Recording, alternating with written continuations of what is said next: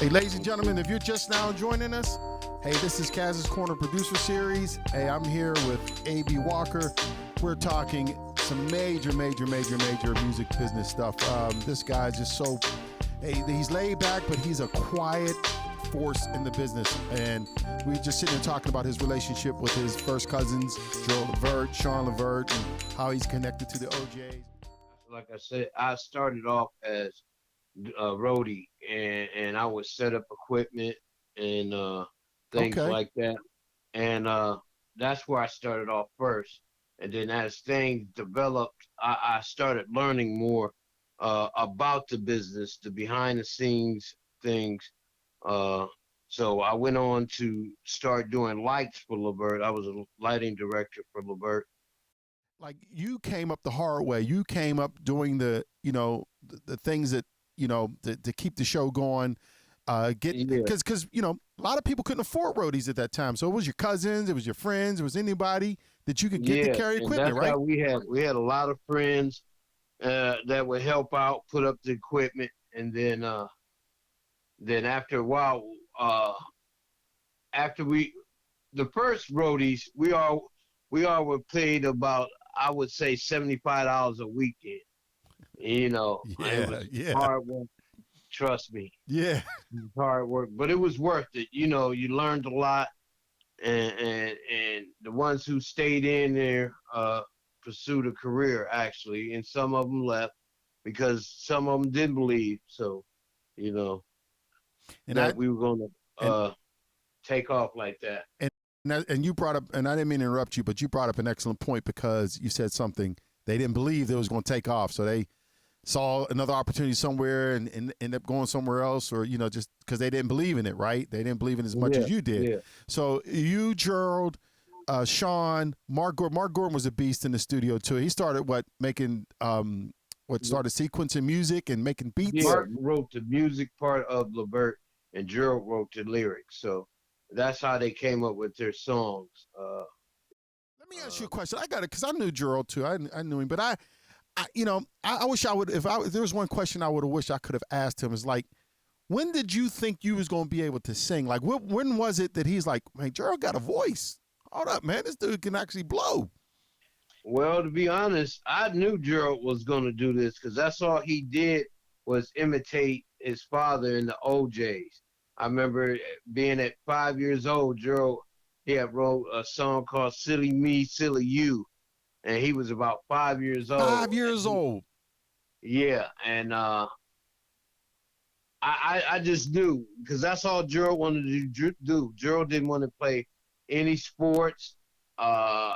Anything like that. When you would play with Gerald, you would have to play a game called the OJs, and you would have to watch and hear him sing, him and Sean. And Sean, to be honest, Sean, he did it because Gerald made him. Sean was more of an athletic football player type kid who liked to, play sports. But when Gerald's your big brother, you had no choice. He would make him uh actually sing and dance and stuff like Well, that. Gerald always needed that other person next to him when they would do the OJ steps, you know.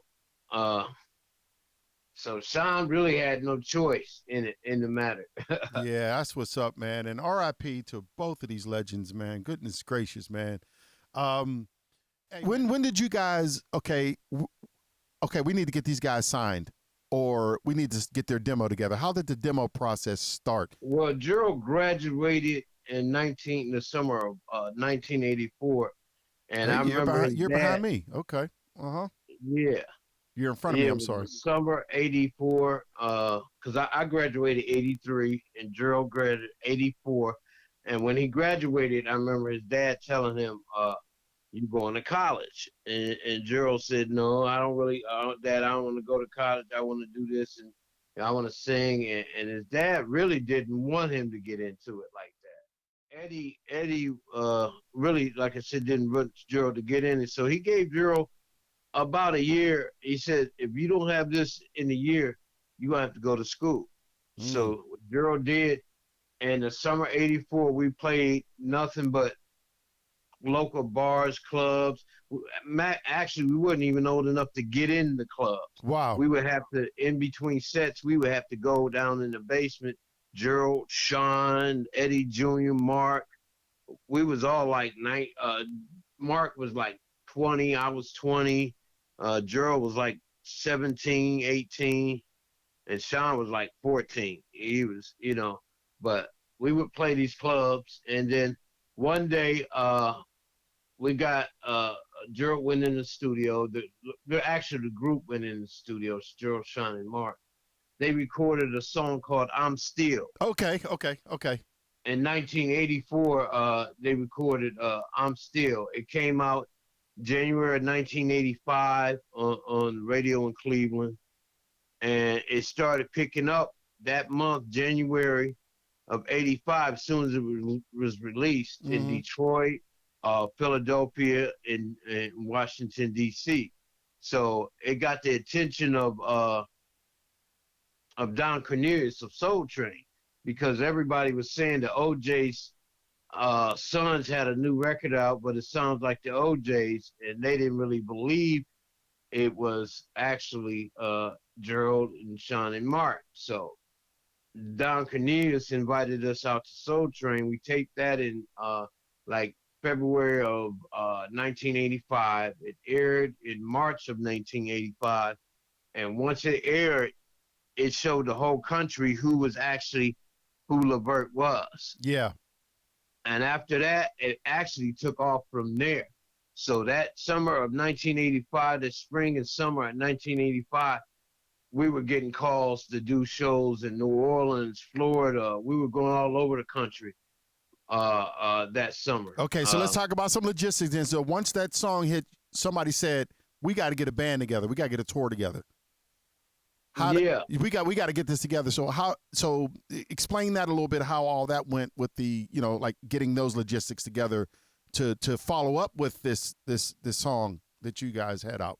Yeah, well, we were opening up for Melba Moore Manhattan's, and I can't remember it was Temptation Manhattan's and Melba Moore, and actually Freddie Jackson was singing background for Melba Moore at the time. Yeah, he was actually singing background for Melba Moore back in '85. Okay. And he was saying he was in the studio and he would be coming out with his own project. So later on, in '85, after we did a private event for a radio personality that was retiring. This was August of 1985 in Washington, D.C., and it was a lot of record reps there, record companies, radio stations was at this private event. And I tell you, when we had the opportunity, Gerald and Sean and Mark, they got opportunity to showcase their talents in front of those labels. What was those rehearsals like, man? What was those like? Oh yeah, those were, some of the band members could tell you how grueling and long it was. Gerald was a perfectionist when it came to rehearsing and that type of thing. So it would go on for hours and hours. We would rehearse at his mom's house, and in the front house called the Big House in the basement. The mansion that we used to rehearse in the basement at the Big House. I just found it funny y'all called it the Big House, man. That was hilarious, man. Yeah. It was the Big House, and the house in the carriage house was the house that we stayed in the back, and it was our little clubhouse. I just remember the velour couches and stuff, man. Yeah, it was green. Yep. You got a good memory. I do, man.